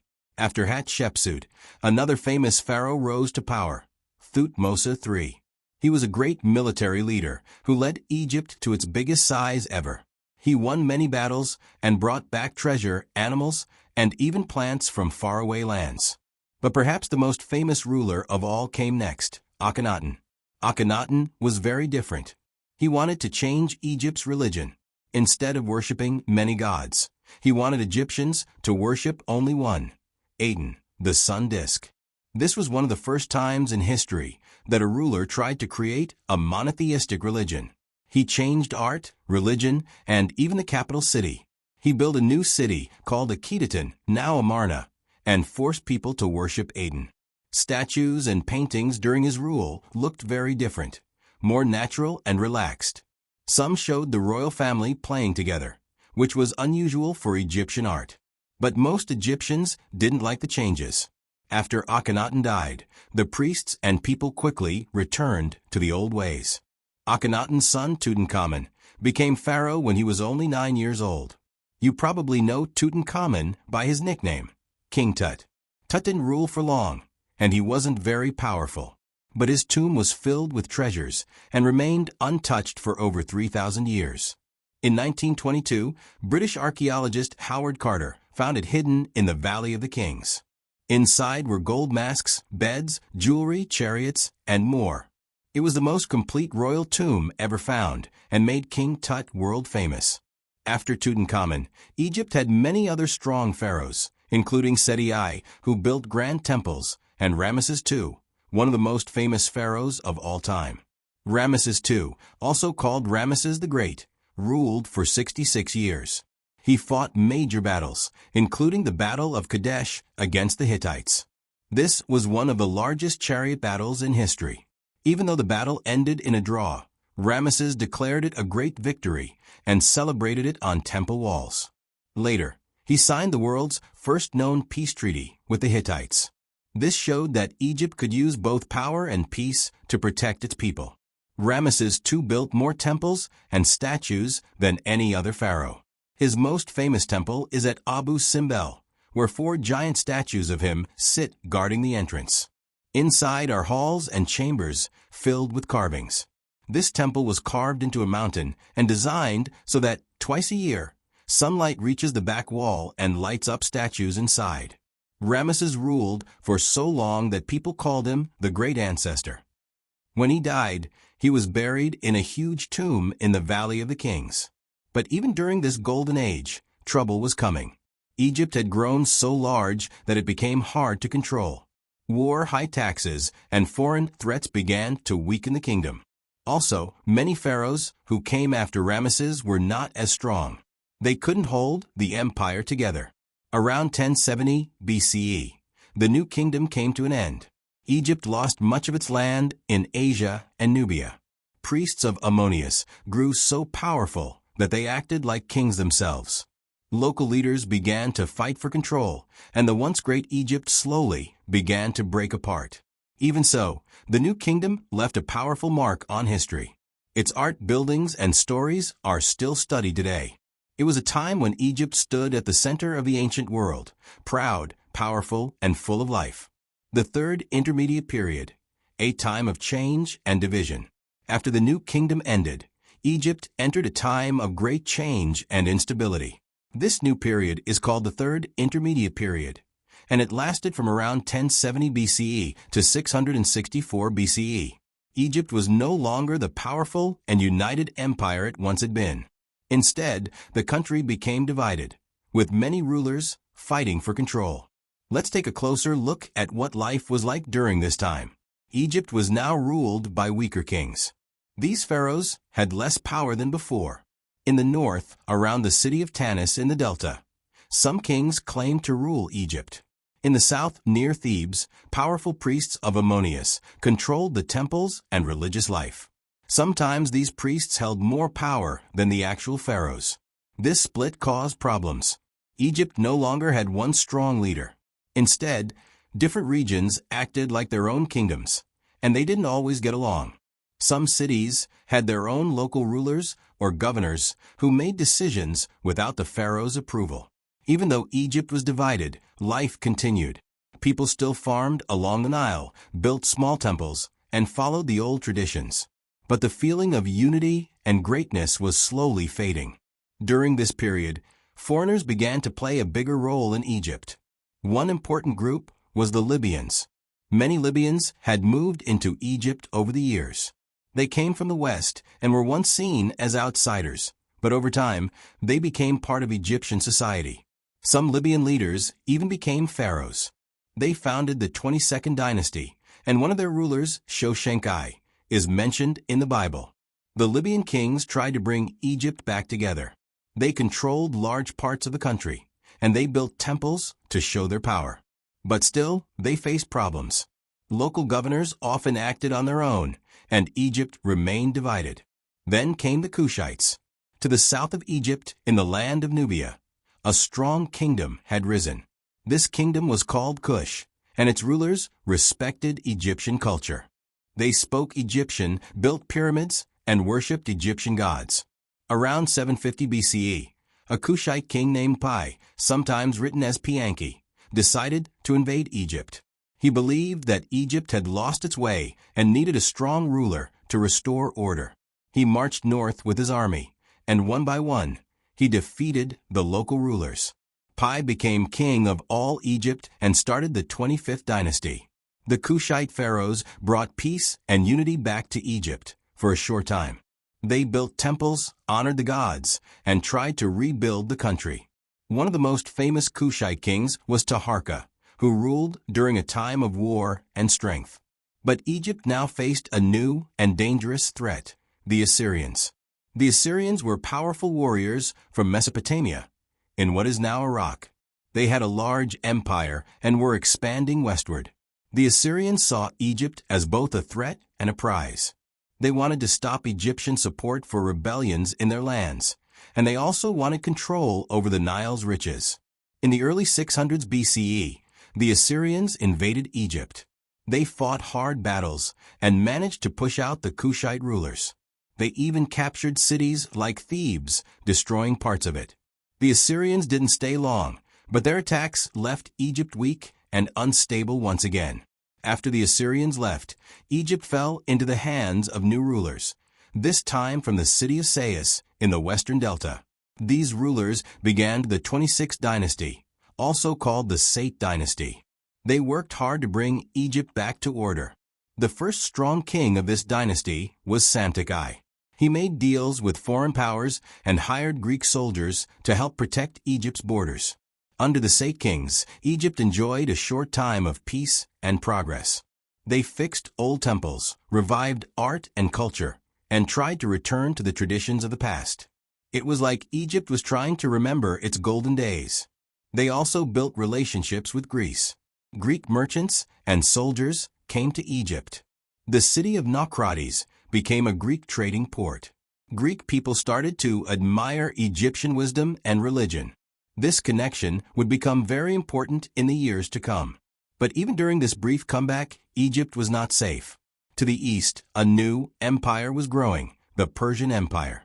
The Persians were strong, well-organized, and had one goal: to rule all the lands between India and the Mediterranean Sea. Egypt would be their next target. So, as the third intermediate period ended, Egypt was once again facing the challenge of foreign conquest. It had been through times of greatness and weakness. It had survived invasions, civil wars, and changes in power. And yet, it still stood, proud of its past and still hoping for a stronger future. This period showed how strong the people of Egypt were. Even when their leaders failed or outsiders ruled them, they kept their culture alive. They continued farming, building, praying, and writing. They held on to their identity, even as the world around them changed. Egypt under foreign rule, the Persian and Greek conquests. By the late 600s BCE, Egypt was trying to regain its strength. The Sate kings of the 26th dynasty brought some stability and pride back to the land. But powerful enemies were rising, and soon Egypt would no longer be ruled by its own people. One of those enemies was the Persian Empire. The Persians, led by their great king, Cyrus the Great, had already conquered many lands in Asia. After him, his son Cambyses too set his sights on Egypt. In 525 BCE, Cambyses led a large army across the desert. He defeated the Egyptian king Psamtik III at the Battle of Pelusium, where the Persians used clever tactics, even painting cats on their shields, knowing Egyptians would not attack animals sacred to them. After winning the battle, Cambyses took over Egypt. He made it part of the Achaemenid Persian Empire, calling it the satrapy of Egypt. A satrapy means a province, ruled by a governor chosen by the king. At first, Cambyses tried to act like a true Egyptian pharaoh. He offered respect to Egyptian gods and temples. But over time, stories spread that he disrespected traditions and sacred sites. Whether or not those stories are true, many Egyptians didn't like being ruled by foreigners.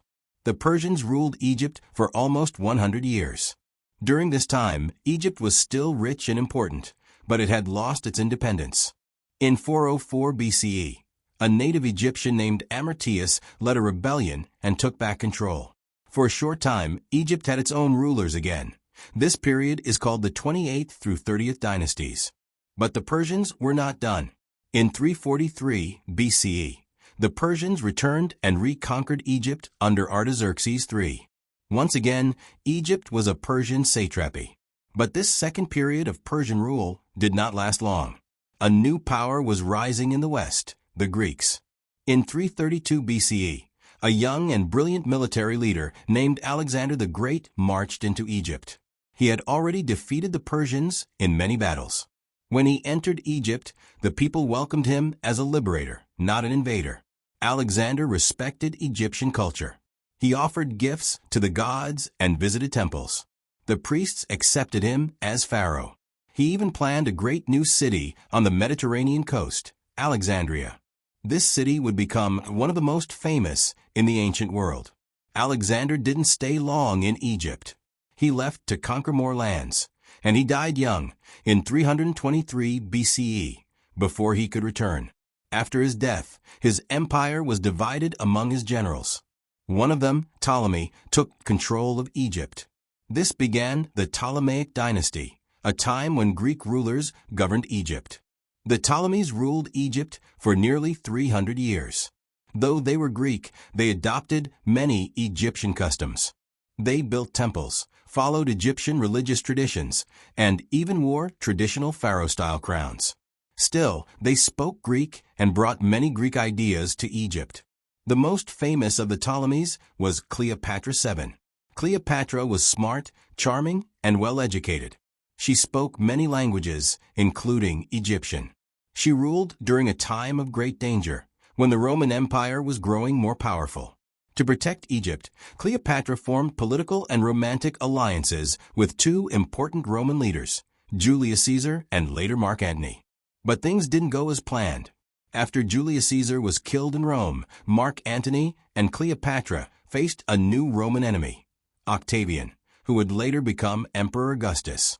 In 31 BCE, Octavian's forces defeated Cleopatra and Antony at the Battle of Actium. A year later, both Antony and Cleopatra took their own lives. With their deaths, Egypt became a Roman province. This marked the end of over 3,000 years of independent Egyptian rule. From now on, Egypt would be controlled by outsiders, first the Romans, then the Byzantines, and later the Islamic caliphates, the Ottomans, the British, and finally modern Egypt. Even though Egypt was no longer ruled by pharaohs, its culture did not disappear. The temples, pyramids, and tombs stood for thousands of years. The stories of Osiris, Isis, and Ra continued to be passed down. Ancient Egyptian knowledge inspired Greek and Roman scholars. Later, European explorers would come searching for Egypt's secrets. During the Greek and Roman times, the city of Alexandria became a center of learning. It held the famous Library of Alexandria, where scholars from around the world came to study science, medicine, astronomy, and more. Though the library was later destroyed, its legend lived on. Ancient Egypt was now part of a larger world, connected to Rome, Greece, Persia, and beyond. But even as new powers came and went, the heart of Egyptian life stayed near the Nile River, where farmers still planted crops and honored their ancestors. The long story of Egypt was full of greatness and struggle. It began with small farming villages and grew into one of the most powerful civilizations the world has ever known. It had brilliant builders, wise scribes, powerful pharaohs, and faithful workers who kept their culture alive through every challenge. Even after being conquered, Egypt's spirit lived on, in its monuments, its language, its legends, and its people. Life in ancient Egypt, the people behind the pyramids.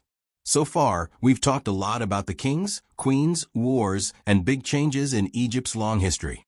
But now, let's take a closer look at something just as important: the daily lives of the ordinary Egyptian people. Because Egypt didn't survive for over 3,000 years just because of pharaohs.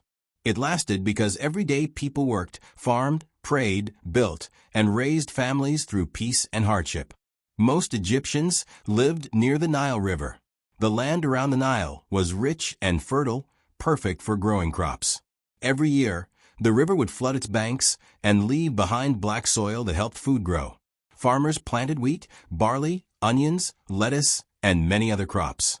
They also raised animals like cows, goats, and ducks. Life on a farm was simple but hard. Men worked in the fields, while women helped with food, spinning thread, or baking bread. Children helped their parents or played near the village. Most people lived in mud brick houses, which were cool in the hot sun. Houses were small, but people made them home with mats, pots, and simple furniture. Egyptian society was built like a pyramid. At the very top was the pharaoh, believed to be a god in human form. Below him were nobles and priests, who helped run the country and manage temples. Then came scribes, who could read and write, a skill that gave them great power. Below them were craftsmen, traders, and soldiers. Most people were farmers, and at the bottom were servants and slaves. Even though most Egyptians were poor, they still had a strong sense of community and religion. They celebrated festivals, helped neighbors, and taught their children respect for the gods. Religion was a big part of life for everyone, not just the priests. Egyptians believed that the gods controlled everything: the sun, the floods, health, and death. They prayed to gods like Ra, the sun god, Isis, the goddess of magic and family, Osiris, god of the afterlife, and many others. People offered food, flowers, and prayers at small shrines in their homes or at temples. Temples were not just for prayer, they were the centers of town life. They were also banks, schools, and stores. Priests took care of the statues of the gods, while workers cleaned the buildings and prepared offerings. Temples were filled with music, incense, and colorful art. Every detail was made to honor the gods. One of the most respected jobs in Egypt was being a scribe. Scribes were trained from a young age to read and write hieroglyphics, the writing system made of pictures and symbols. It was a hard language to learn, and only a small number of people could read it. Scribes worked for pharaohs, temples, and businesses. They wrote letters, kept records, and copied religious texts. Writing was very important in Egypt. The Egyptians used papyrus, made from a plant that grew along the Nile, to make scrolls for writing. They recorded laws, stories, prayers, and business deals. Thanks to scribes, we know so much today about Egyptian life and beliefs. Art and architecture were also a huge part of Egyptian life. Artists painted scenes of farm life, family meals, and gods in beautiful colors. Statues were carved from stone, showing pharaohs, animals, or deities. Egyptians believed that art could hold magic. A painting of food, for example, might feed a spirit in the afterlife. Craftsmen were skilled workers who built temples, made jewelry, wove cloth, and created pottery. They often lived in special towns, like Deir el-Medina, a village built for workers building the tombs in the Valley of the Kings. We know a lot about these workers because they left behind letters, records, and even complaints scratched on walls. One of the biggest parts of Egyptian belief was what happened after death. Egyptians believed in an afterlife, a life after this one, where people could live forever in peace. But to get there, they had to pass many tests. After death, the person's heart would be weighed against the feather of truth by the god Anubis. If the heart was heavy with bad deeds, it would be eaten by a monster. But if it was light and pure, the person could go to the field of reeds, a heavenly paradise. To prepare for this journey, Egyptians carefully mummified the body. Mummification was a long process that involved drying the body, wrapping it in linen, and placing it in a coffin. Richer people were buried with food, clothes, and items they might need in the next life. Tombs were painted with beautiful scenes to guide the soul. Prayers and spells were written on the walls or in books like the Book of the Dead to protect the person on their journey. Even poor people had rituals for death. They might not have a grand tomb, but they still honored the dead with simple offerings and prayers. Education was important in Egyptian society, especially for the children of the wealthy. Boys were taught to read, write, and do math. Girls often stayed home and learned to cook, sew, and care for the household. Some girls from rich families learned to read and even became priestesses or musicians at temples. Marriage and family were the heart of Egyptian society. Most people married young and families were close. Children were seen as a blessing, and parents worked hard to raise them well. Women had rights. They could own property, go to court, and run businesses. Though men held most power, women could still be respected and successful. So while pharaohs built pyramids and fought wars, it was the ordinary people the farmers, builders, mothers, and children, who kept Egypt alive for thousands of years. Egyptian inventions, science, and knowledge. As we've seen, ancient Egypt was full of life, belief, and beauty. But Egypt was not just a land of temples and tombs. It was also a land of incredible ideas. The people of Egypt were not only builders and farmers, they were also inventors, scientists, and thinkers. They created many tools, methods, and systems that shaped the ancient world, and many are still part of our lives today. One of the most amazing things Egyptians created was their writing system. As you've learned, this system was called hieroglyphics. It used pictures to show words, sounds, or ideas. Some symbols were easy to understand, like a picture of a bird meaning bird. But others were more complex and could stand for sounds or full words. At first, hieroglyphs were only carved on stone. But later, Egyptians made a special kind of paper called papyrus. It was made from a tall plant that grew along the Nile River. Papyrus scrolls were lighter and easier to carry than stone tablets. This helped people write down stories, poems, prayers, and laws. Without papyrus, we would know much less about ancient Egypt today. The Egyptians also used writing to keep records. They wrote about farming, taxes, trade, and people's jobs. Because of this, historians now know a lot about Egyptian life. Scribes, the people trained to read and write, were very important. They worked for the pharaoh, temples, and even businesses. Being a scribe was a job of honor and skill. In order to build pyramids, temples, and other huge structures, Egyptians needed strong knowledge of math and geometry. They used simple tools like ropes and sticks to measure land and space. They knew how to measure angles and create perfect right angles. This helped them design buildings that stayed standing for thousands of years. They also had a clever way to divide time. The Egyptians invented one of the earliest calendars. They watched the skies and noticed patterns in the stars and the sun. They based their calendar on the yearly flooding of the Nile, which was very important for farming. Their calendar had 12 months of 30 days each, plus 5 extra days at the end of a year. This added up to 365 days, just like our modern calendar. Egyptians also studied the stars and planets. This study is called astronomy. They used it not just for timekeeping, but also to line up their temples and pyramids. Many temples were built so that sunlight would enter them in special ways on certain days of the year, like during the solstices. Another area where Egyptians were ahead of their time was medicine. They were some of the first people in history to study the human body and write about health and illness. Because of mummification, they learned a lot about human organs and how the body works. Egyptian doctors used herbs, honey, and minerals to treat sickness. They wrote medical texts that listed hundreds of treatments. Some of their advice, like washing wounds and using moldy bread to fight infection, was surprisingly smart, even by today's standards.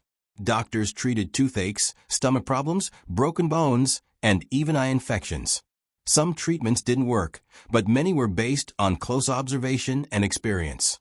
There were also specialists, doctors who focused only on certain parts of the body, like the stomach or eyes. Egyptians also had hospitals and temples, where sick people could go to rest, pray, and receive care from priest doctors. This mix of science and religion was common in Egyptian thinking. Egyptians were also great engineers and architects. The pyramids are the most famous example. The Great Pyramid of Giza was built over 4,500 years ago, and it's still standing. It was made of over 2 million stone blocks, some weighing more than 2 tons. No modern machines were used, just ropes, ramps, tools, and thousands of skilled workers. To move stones and build tall walls, Egyptians designed smart tools like levers, sleds, and ramps. They used copper tools to carve hard stone, and they polished surfaces until they shone. In cities, they built homes, palaces, walls, and canals. They understood how to plan a city, drain water, and control flooding. They even had basic plumbing, with clay pipes and drains to carry water and waste. Trade was also very important in Egypt. Egyptians didn't just stay in their own land. They traveled and traded with people in Nubia, the Levant, Mesopotamia, and the Mediterranean. They exchanged gold, linen, papyrus, grain, and glass for goods like cedarwood, silver, and incense. Through trade, they also exchanged ideas about writing, math, art, and religion. Egypt helped build a connected ancient world. One of the most beautiful things the Egyptians created was their art. Egyptian art is famous for its clear, colorful style. Paintings were done on tomb walls, papyrus, and temple columns. People were shown from the side, in a style that made everything easy to recognize. These paintings told stories about gods, kings, work, and joy. Egyptians also made statues, jewelry, and pottery. They used gold, silver, turquoise, and colored glass. Jewelry was worn by both rich and poor, and often had symbols to bring luck or protection. Another form of knowledge was music and dance. People played harps, flutes, drums, and other instruments during festivals and ceremonies. Dancers performed at temples, parties, and funerals. Music was not written down, but it was an important part of Egyptian life. Even in farming, the Egyptians were inventive. They used a tool called the shaduf to lift water from the river into canals. This helped them grow crops during dry months. They built granaries to store food and created careful systems to collect and record harvests. The people of ancient Egypt were not just builders of tombs and temples. They were builders of knowledge, science, and creativity. They gave the world writing, calendars, medicine, engineering, and art. And they did all this long before most other civilizations had even begun. Even after Egypt fell to foreign rulers, many of their inventions and ideas lived on. Greek and Roman scholars studied Egyptian science. Later, these ideas would pass into Islamic and European learning, helping shape the modern world. The fall of ancient Egypt, when time finally caught up. For thousands of years, ancient Egypt stood strong. It had faced wars, floods, and foreign rulers. And yet, it always found a way to rise again. But over time, the world around Egypt changed. Powerful new empires rose. Trade routes shifted. Egypt started to lose the control it once had. Now, let's gently walk through how this great civilization finally came to its end. In earlier parts, we talked about how Egypt had already seen many invaders, like the Hyksos, the Nubians, and the Assyrians. Sometimes these outsiders ruled for a while, but Egypt would often bounce back under a strong local leader. That pattern lasted for centuries. But by the late period, Egypt's strength was slowly fading. Its armies were not as powerful. The government was often weak or divided. And new, fast-growing empires were appearing around Egypt, especially to the east. One of the most important new powers was Persia. In 525 BCE, the Persian king Cambyses II conquered Egypt and made it part of the Achaemenid Empire. Egyptians didn't like being ruled by foreign kings, but the Persians were organized and strong. They allowed Egypt to keep some of its traditions, but real power was now in the hands of the Persian rulers. The Persians ruled Egypt for over 100 years, with some short breaks, when Egyptians briefly won back control. But it was never like the old days.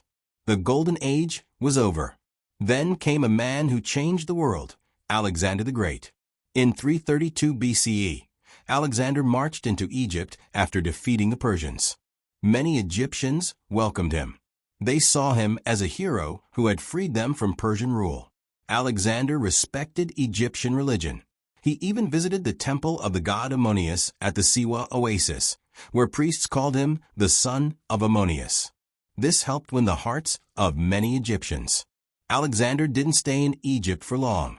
He left to conquer more of Asia and died young, in 323 BCE. After his death, his generals divided up his huge empire.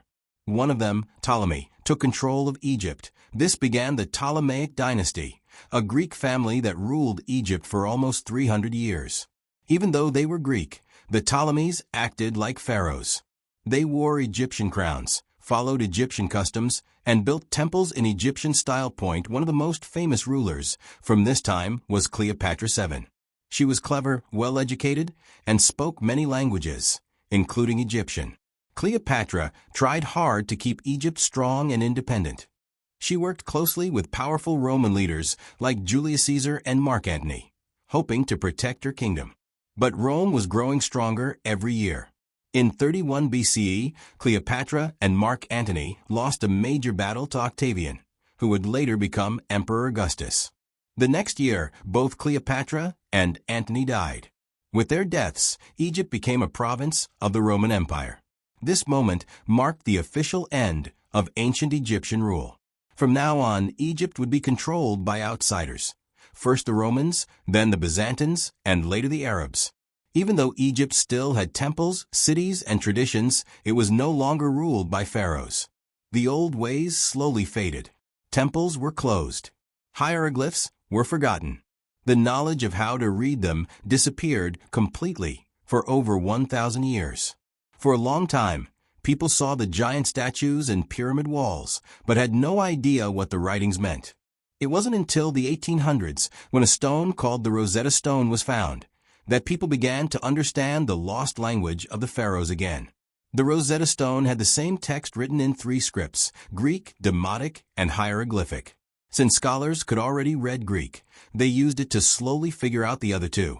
A French scholar named Jean-François Champollion finally cracked the code in 1822, opening the door to reading ancient Egyptian texts again. Today, people all over the world study ancient Egypt. Its temples, tombs, and treasures continue to amaze. Museums display golden masks, carved statues, and painted scrolls. Archaeologists are still digging in Egypt, still discovering more about this incredible land. But Egypt's story isn't just about gold or kings. It's about people who farmed along the Nile, who believed in gods, who dreamed of life after death, who built, painted, and wrote. Their hopes and struggles still speak to us, even after thousands of years. Egypt may have fallen as a political power, but it never truly disappeared. Its culture became part of Greek, Roman, Islamic, and later European worlds.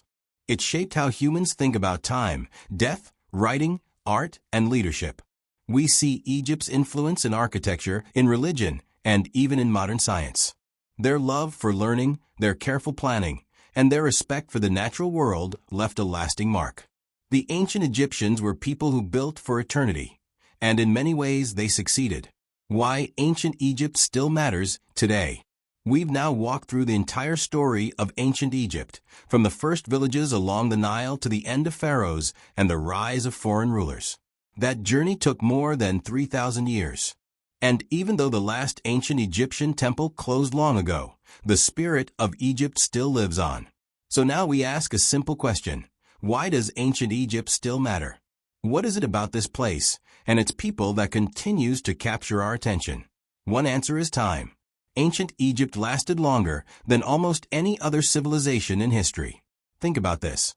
When Cleopatra was alive, the Great Pyramid was already over 2,500 years old. That's like us today thinking back to ancient Greece, and then going back even further. Egypt was able to last so long because of its location, natural resources, and most of all, its people. The Nile gave life to the land. It allowed farmers to grow crops year after year. But it was the Egyptians who learned how to use it wisely. They created systems for planting, harvesting, and storing food. They learned how to survive in the desert, not just survive, but build monuments, cities, and culture. Another reason Egypt matters is because of its deep connection to belief and meaning. The Egyptians didn't just live for today. They believed in an afterlife, in something greater than themselves. This idea inspired them to build temples, write stories, and treat death as a journey, not an end. They gave us powerful symbols, like the Ankh, the Eye of Horus, and the Scales of Ma'at, that still appear in books, jewelry, tattoos, and even video games. They taught us how people can blend religion, art, science, and everyday life into something whole. Egypt also matters because of what it gave the world. They developed writing that let people share thoughts and record history. They created medicine based on observation, not magic alone. They mapped the stars, tracked the seasons, and built calendars. They advanced mathematics, engineering, and architecture, long before most other civilizations. Even today, we use ideas that came from Egypt. From counting to recording time, from religious symbols to government systems, Egypt helped shape the path of humanity. And finally, Egypt matters because it still inspires wonder. The sight of the pyramids rising from the sand, the painted walls of tombs that still glow with color, the gold mask of Tutankhamun staring out across time. These are not just objects. They are reminders of what people can dream, create, and leave behind. Even now, archaeologists are still uncovering secrets beneath the sands. New tombs, hidden rooms, unknown mummies. Egypt is not finished telling its story. And maybe that's the real lesson. Ancient Egypt never really ended. Its spirit keeps going, in books, in schools, in museums, in stories, in dreams. Every time someone looks at a pyramid or wonders about the Sphinx, a little piece of Egypt lives on. And now, as we come to the end of our journey through 3,000 years of ancient Egyptian history, take a deep breath. You've traveled through the rise and fall of kingdoms, met pharaohs and builders, farmers and scribes crossed deserts, sailed the Nile, and stepped inside temples lost to time. You've seen how a civilization could last through wars, floods, and change, not just because of power, but because of belief, memory, and purpose. So the next time you hear the word Egypt, don't just think of pyramids or mummies. Think of the people who stood under that same sun thousands of years ago, building, learning, creating, and dreaming. Thank you for taking this journey. Now rest easy, knowing you've just explored one of the greatest stories ever told. Good night.